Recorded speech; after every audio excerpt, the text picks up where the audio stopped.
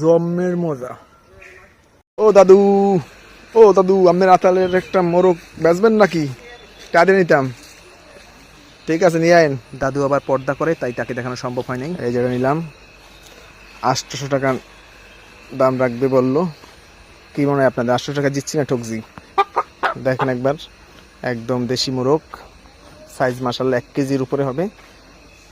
900 টাকা চাইছে, 800 টাকা দিতে হবে আর কি।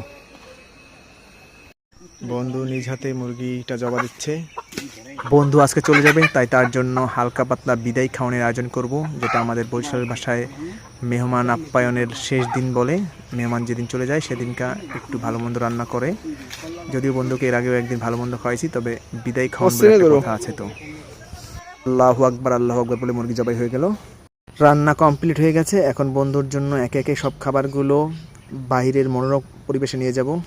আজকে বন্ধুর জন্য দেশি মুরগি রান্না করা হয়েছে। দেশি মুরগির রান তো পুরাই খাসির মতো হয়ে গেছে। দেখলি রানগুলো পুরাই খাসির রানের মতো হয়েছে না?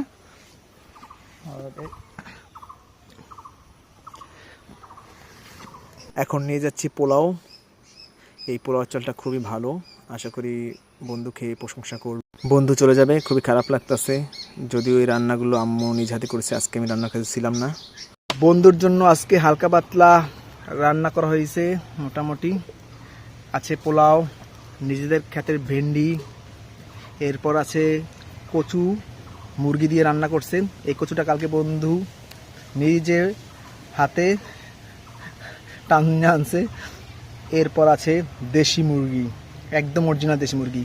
এরপর আছে লেবু, পেঁয়াজ, কাঁচামরিচ। বন্ধু নিয়ে নাও, পোলাও নিয়ে নাও আগে।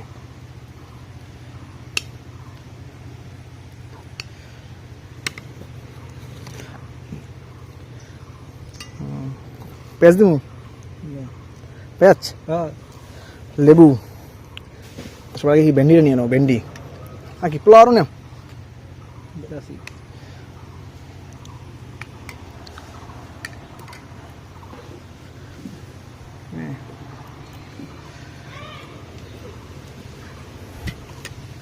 না, বিখ্যাত রান্না দিয়ে দিতেছি তোমাকে, দেশি মুরগির রান, পুরাই কিন্তু খাসি।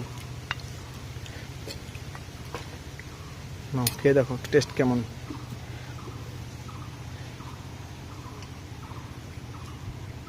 কি বন্ধু, দেশি মুরগির রান কেমন লাগতাছে? আসলে খাবারটা খুবই অসাধারণ হয়েছে।